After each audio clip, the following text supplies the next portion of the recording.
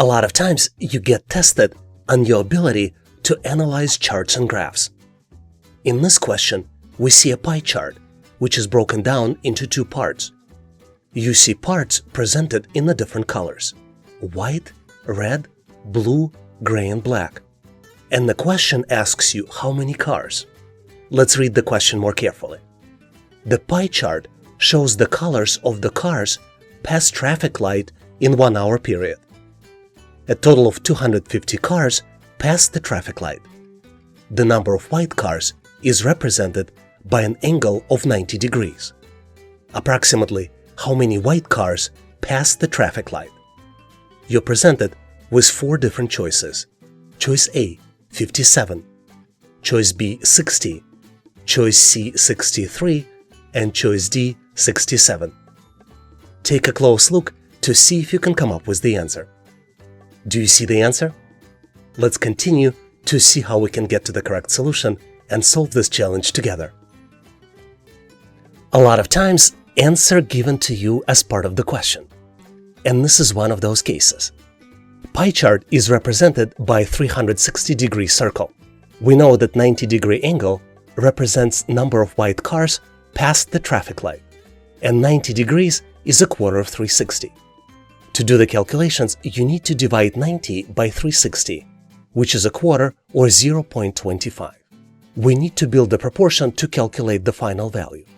If total number of cars past the traffic light is 250 and it's represented by a 360-degree circle, to calculate the number of white cars passed, we need to multiply 250 by 0.25. So the end result is 62.5. The closest value among the answers is 63. So the correct choice here is choice C, 63. Hopefully you've nailed this question and now know how to answer similar problems on the test. I'm very excited to share with you this question, which we frequently see on the test. Despite being tricky, you will have a lot of fun trying to find the answer. This is one of those questions that is easy to understand, and it challenges your brain and improves your IQ. It also tests your imagination, spatial thinking, logical thinking, and attention to details. Take a look at the picture and see how many squares do you see. Think again. The answer might be more challenging than you think. Now might be the good time to pause this video to see if you can come up with the answer on your own. Give yourself about 10 seconds. This is typically how much you will get on the real test. Do you know the answer? Let me give you a tip. Keep in mind though that on the real test, most of the time you don't get any tips. But since we're doing it together, I'd like you to consider the possibility of one shape being inside the other. Let's continue to see how we can solve this challenge and get to the correct solution together. There are 14 squares that can be identified in this picture. This definitely came as a big surprise to me. Do you see them all? Some of them might be much easier to identify than others. Let me draw them for you. There are 9 small squares. 1, 2, 3, 4, 5, 6, 7, 8, and 9. Even though small squares are easy to see and identify, let's look at the medium-sized squares. There are 4 of them. Number 10, number 11, number 12, and number 13. And then there is one large square. This is number 14. What do you think about this challenge? Were you able to solve it right away? In case you see some additional shapes that we missed, which is always a possibility, please make sure to share them in the comments of this video. Hopefully you've nailed this question and now know how to answer similar problems on the test. Here is the very interesting question from the real test some of you might find challenging. Despite being tricky, you will have a lot of fun trying to find the solution. Because this question tests your imagination, spatial thinking, logical thinking, and attention to details. Please take a look at the picture and identify all triangles in this picture. Do you think you know the answer? Now might be the right time to pause this video to see if you can come up with the answer on your own. Give yourself about 10 seconds. This is typically about as much time you'll get on the real test. Did you come up with the answer? Let me give you a tip. Keep in mind though, that in the real test, nobody's gonna give you any suggestions. But make sure to consider the possibility of one shape being inside the other. Now let's continue to see if we can solve this challenge and get to the correct solution together. It is mind-boggling, but there are 35 triangles here. Can you believe it? Certainly was a huge surprise to me as I was discovering them. Let me draw all of them for you. I will start by drawing small border triangles. There are 10 of them. Please count with me. 1, 2, 3, 4, 5, 6, 7, 8, 9, and 10. Now let's do next 10 triangles. 11, 12, 13, 14, 15, 16, 17, 18, 19, and 20. And now let's do next 5.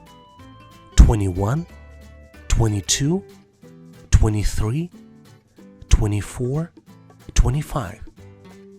Another 5. 26, 27, 28, 29, 30. And then the last 5, 31, 32, 33, 34, and the last one is 35. Do you think we missed any? Please make sure to leave your comment and let us know if there is even more. Hopefully you nailed this question and now learned how to answer similar questions on the test.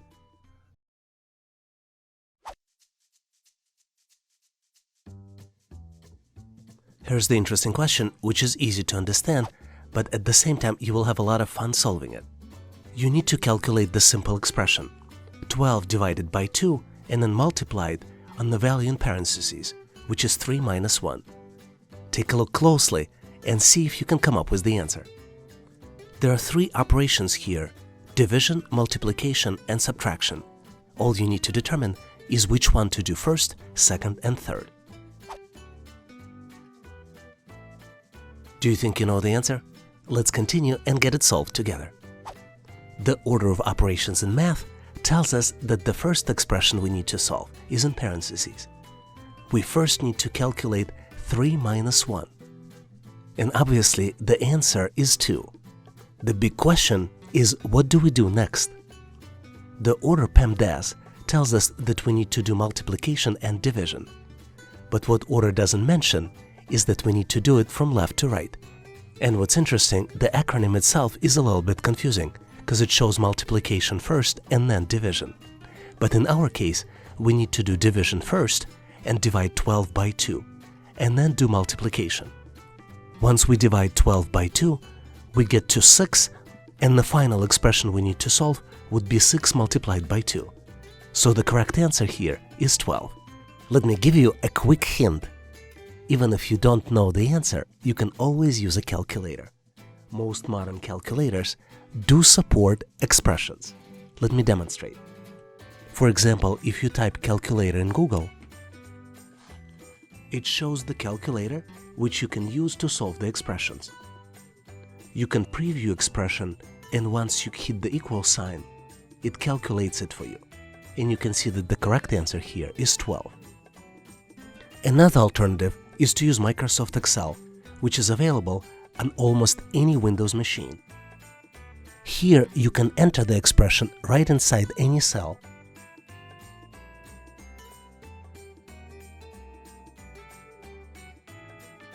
And Microsoft Excel will perform the calculations. So, did you solve this challenge on your own? Was it easy for you? Please share your thought process and your solution in the comment section of this video.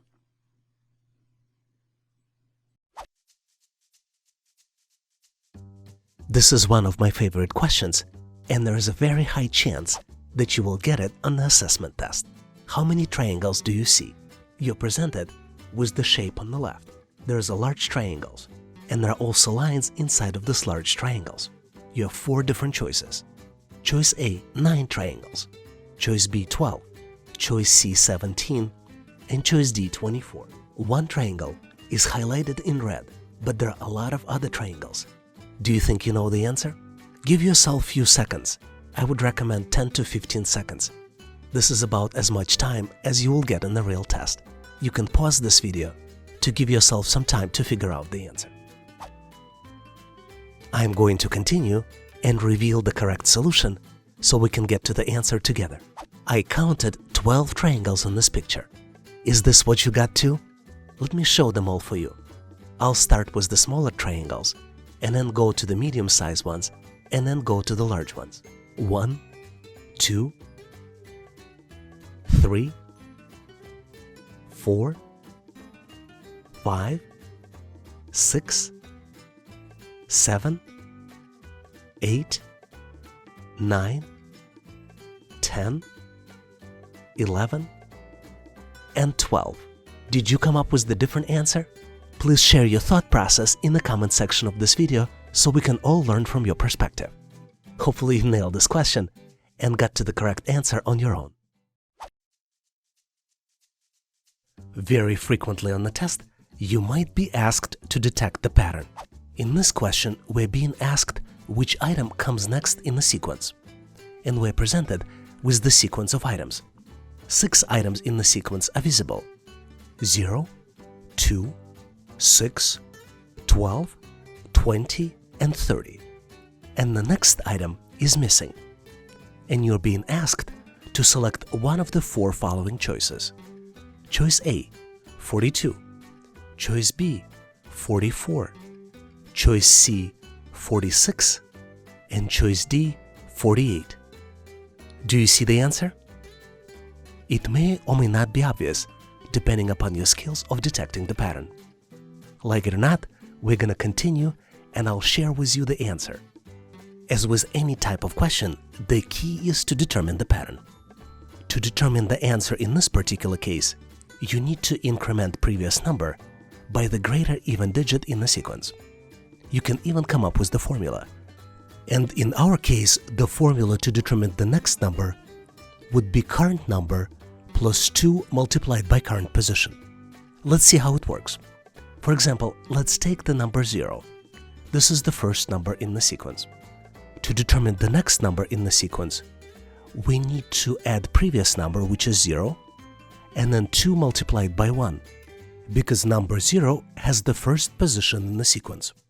Instead of using the formula, you can also use the next even number and add it to the previous number. The even numbers are 2, 4, 6, and you can increment them down the list. So you can add 2 to 0, the next one would be 4, 2 plus 4 equals 6.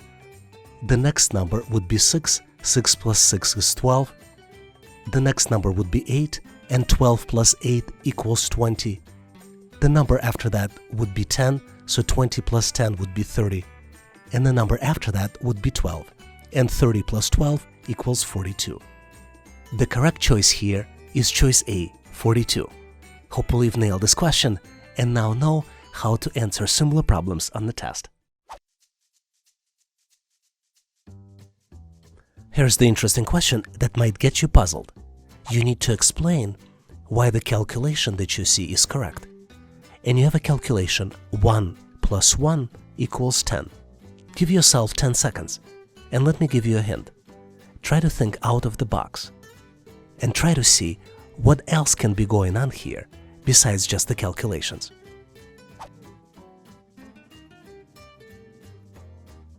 Do you think you know the answer?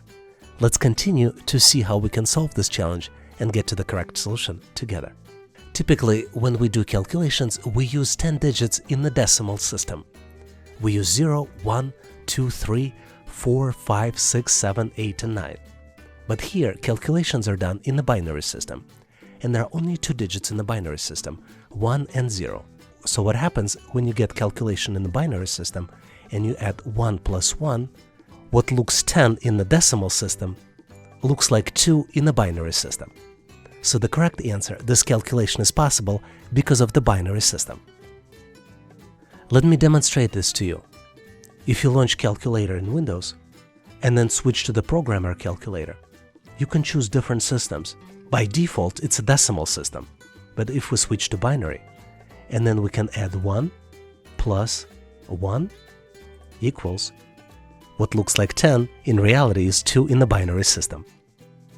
Hopefully you've nailed this question and now know how to answer similar problems on the test.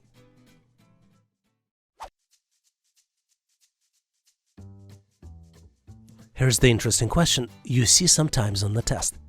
It checks your knowledge of verbal reasoning and understanding of the problem. And some people might argue that it tests your sense of humor as well. Young professional realized that pockets of his jeans were totally empty.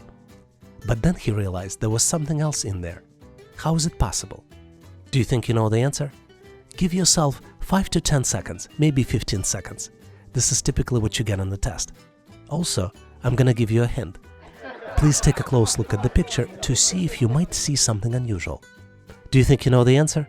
Let's continue to see how we can solve this challenge and get to the correct solution together.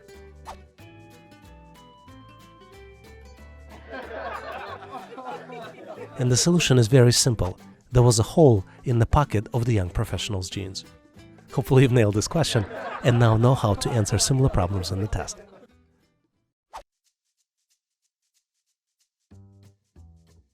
A lot of times you might get a question which asks you to determine the sales increase. You're typically presented with the graph, which shows lines that represent different sales. In our case, we are represented with the chart that shows sales of cardio equipment from January to June, sales of bikes represented by the blue line, sales of elliptical represented by the orange line, and sales of treadmills are represented by the gray line. The question asks you to determine largest sales increase. Specifically, you need to determine which period represents the largest 1 month's number of item sales increase for cardio equipment sales. You have 4 different choices. Choice A, bikes from January to February. Choice B, bikes from February to March. Choice C, ellipticals, March to April. And choice D, treadmill, May to June. Do you see the answer? You may need to look closely to determine the correct answer for this question. Give yourself 5 to 10 seconds to see if you can come up with the right solution. Are you ready? We're going to move forward and cover the answer for this problem and get to the solution together.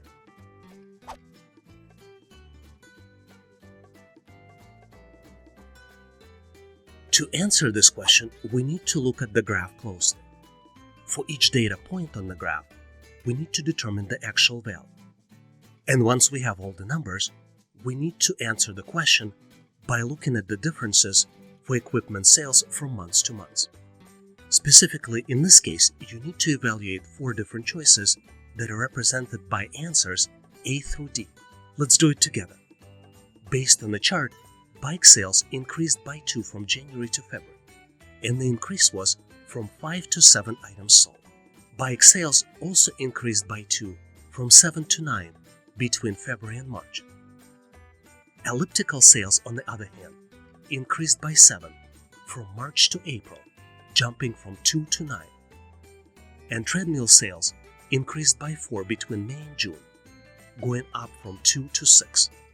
So the correct answer here is choice C, elliptical sales from March to April, because jump was by 7 from 2 to 9. Hopefully you've nailed this question and now know how to answer similar problems on the test.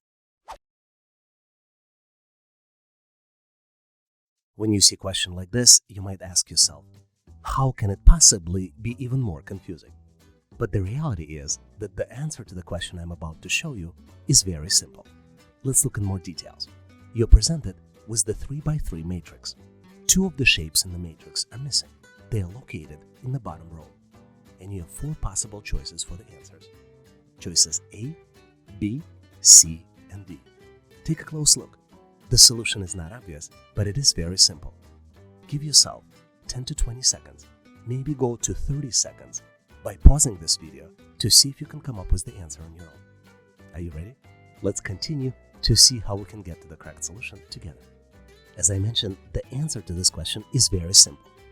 The pattern is represented in each row by decreasing number of diamonds. Let's look at the top row. You see that the top left square contains 4 black diamonds. The middle square in the top row contains only 3 diamonds. And then the right square in the top row contains only 2 diamonds. In the second row, the pattern reverses, and it goes from right to left. And you see the same pattern of the white diamonds. 4 goes down to 3 and then goes down to 2. So in the bottom row, we need to follow the same pattern. The pattern will be the number of diamonds decreasing from 4 to 2 among the gray diamonds. So the correct answer here is choice A. Hopefully you've nailed this question and now know how to answer similar problems on the test.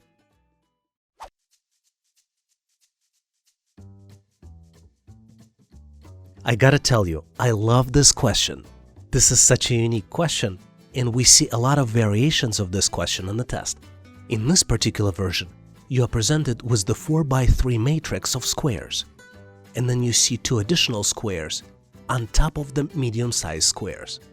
And the question is, how many squares do you see on the picture? Take a closer look and give yourself a little bit of time to find out the answer. Feel free to pause this video if you need more time. Do you have the answer? Let's continue to see if we can come up with the solution together. As you might have figured out, there is a total of 30 squares shown in this picture. Let's start by removing overlapping squares and counting medium-sized squares. There are 12 of them in this picture. Let me count them all for you. 1, 2, 3, 4, 5, 6, 7, 8, 9, 10, 11, and 12. Once we reintroduce overlapping squares, we can count them as well. They would have numbers 13 and 14. 2 overlapping squares introduce 8 small squares. They would have numbers 15, 16, 17, 18, 19, 20, 21, and 22. There are also 6 large squares.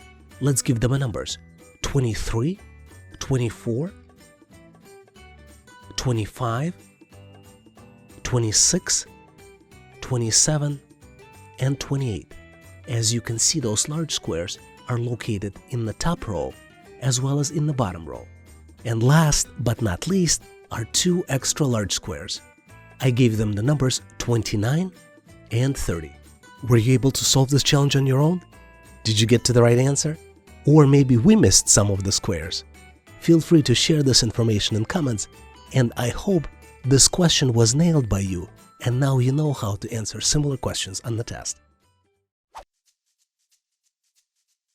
Here is a frequent question on the test that a lot of people get wrong. It took 10 hours to complete Project 1. For Project 2, it took 17 hours. What is the percentage increase between 2 projects? You're presented with 4 different choices. Choice A, 7%. Choice B, 17%. Choice C, 70%.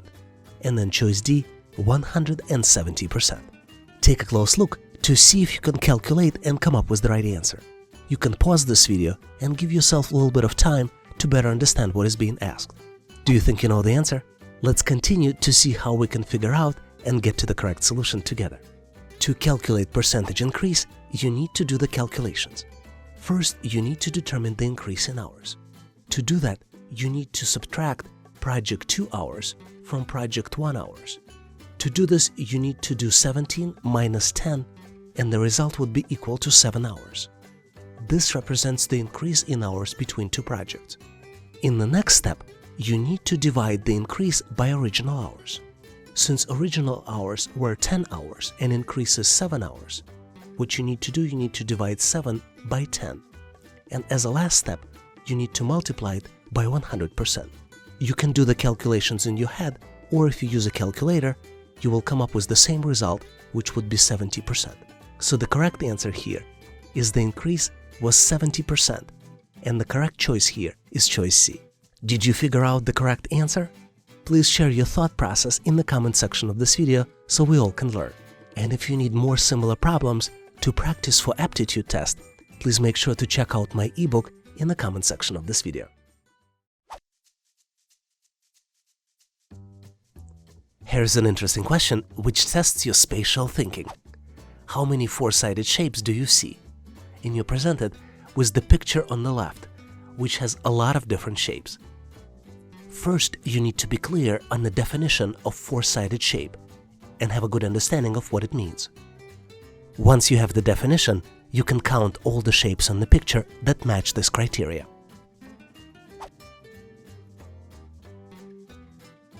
Did you figure it out? Let's jump to the solution so we can solve this challenge and get to the correct solution together. So as I mentioned, first let's do a definition of the four-sided shape. And the simple definition is that the shape has four sides. For example, rectangle has four sides, and you see a rectangle 1 here which has four sides, and this shape here matches the criteria. Shapes that are covered by other shapes are not four-sided. For example, we have something that mimics square here, but because it's covered by another square, it is not four-sided. Actually, it has 5 sides.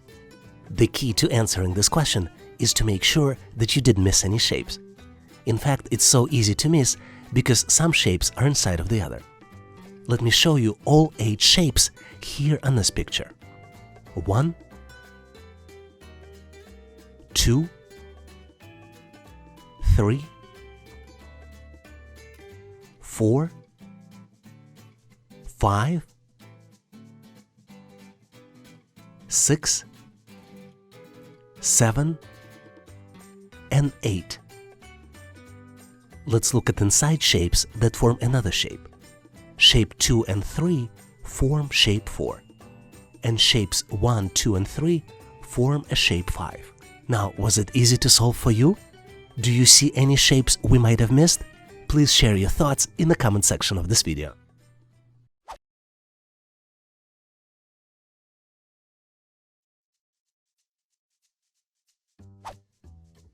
I am very excited to present you with simple but at the same time very tricky question which tests your math skills as well as attention to details. Florist has 77 beautiful plants. All but 7 were sold. How many plants are left? You have 4 different choices. Choice A, 7. Choice B, 77. Choice C, 70. And choice D, 84. Do you think you know the answer? Let's continue to see how we can get to the correct solution together. The answer to this question is very simple. 7 plants are left. The answer is hidden in the tricky worded sentence, all but 7 sold. So the correct answer here is choice A, 7. Hopefully you've read this question correctly, understood it very well, and solved it on your own. I'm excited to share with you a cool question, which is easy to understand, but which doesn't have an obvious answer. You're presented with the 2x3 matrix. This matrix has arrows inside. There are 2 types of arrows, solid arrows, and then there are arrows that consist of 3 different shapes. There are 6 possible spaces in the 2x3 matrix. 5 shapes are present, and 1 shape is missing. You're presented with 4 different choices to identify the missing shape, which is highlighted by the question mark. You have choices A, B, C, and D. Give yourself 10 to 15 seconds to see if you can identify the right answer. Did you figure out the correct answer? Let's continue to see if we can get to the correct solution together. To solve these types of challenges, you always need to look for patterns. And there are 3 different patterns present in this sequence. Let's look at the pattern 1. If we start from the upper left corner and go clockwise, you see that the arrows change alternatively in each subsequent box. Second pattern is that inside the box, solid arrows rotate clockwise. And then the third pattern, which is a little harder to identify, is that the previous arrow points to the next arrow's start. This is why the missing part, the part that you would need to identify, contains an arrow placed in the right corner pointing to the left. So the correct answer here is choice B. Hopefully you've nailed this question and now know how to answer similar problems in the test.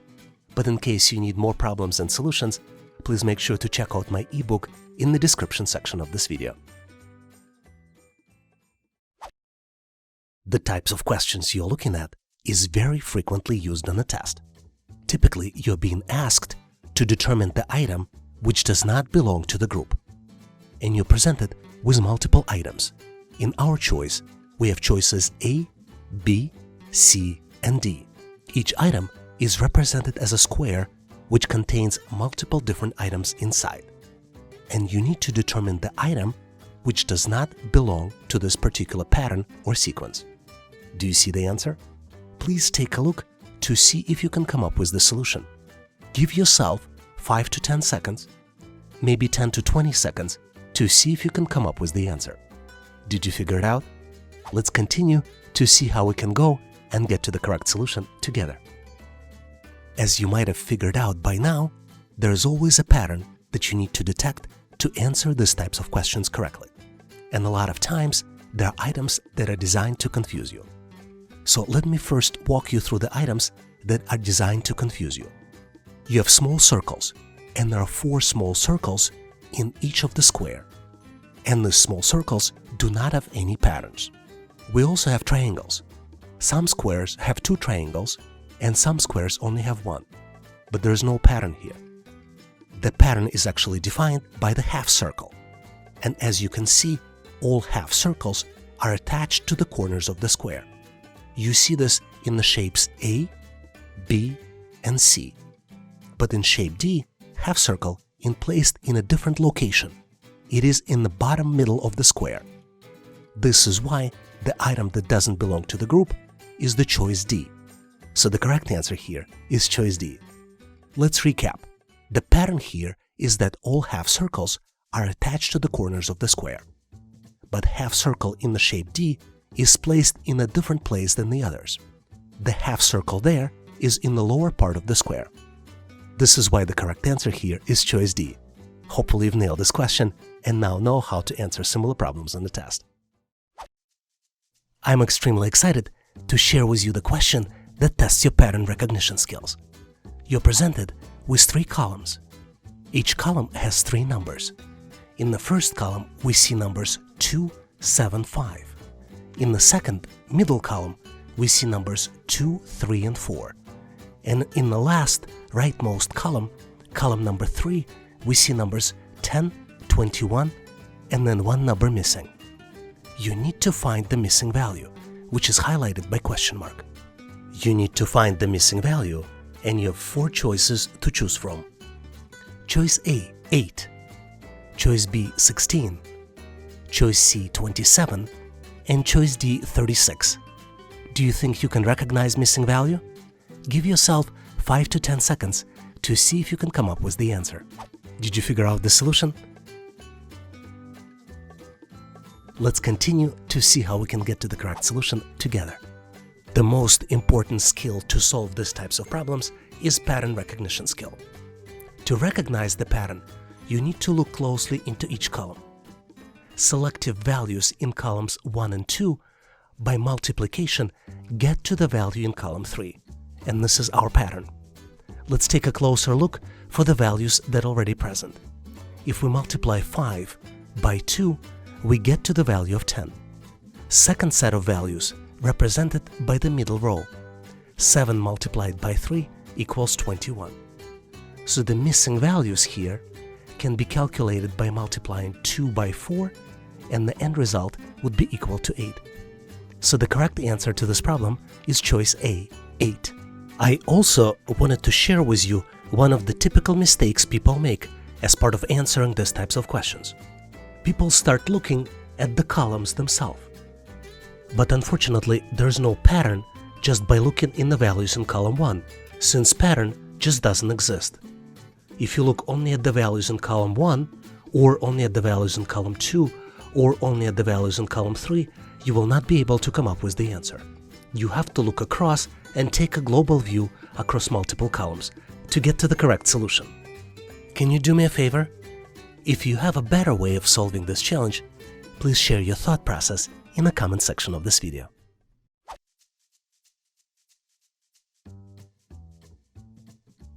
I had this question being asked as part of consulting job interview. How many seconds are there in a year? Take a look at the picture. It might give you a hint. Do you think you know the answer? Think of the logic. How would you calculate how many seconds are there in a year? Or maybe there is an alternative. Always try to think out of the box. This would be my hint to you. And give yourself 10 to 15 seconds. This is as much time as you might get answering these types of questions in the test. Now let's continue and get to the correct solution together. Obviously, this is a tricky question, and it challenges you in understanding of the word second. There are two meanings in the word second. One is second, for example, 1 minute has 60 seconds. But second one is second, where you have sequence of first and second. And the second meaning of the second is used in this particular question. So if we go back to the question, in the year there are 12 months, and there are 12 second days. 1 second day in each month. January 2nd, February 2nd, March 2nd, and etc. Hopefully you've nailed this question, it gave you some laugh, and you now know how to answer similar problems on the test. Thanks for watching. If you liked the content, please give us a like and consider subscribing. Thank you for your endorsement, support, and patronage. Please also check out additional resources in the description section of this video. I also encourage you to check resources page on our website, howtoanalyzedata.net. Please leave your feedback, corrections, or suggestions in the comment section of this video. And all the best on your journey. I'll see you in my next video.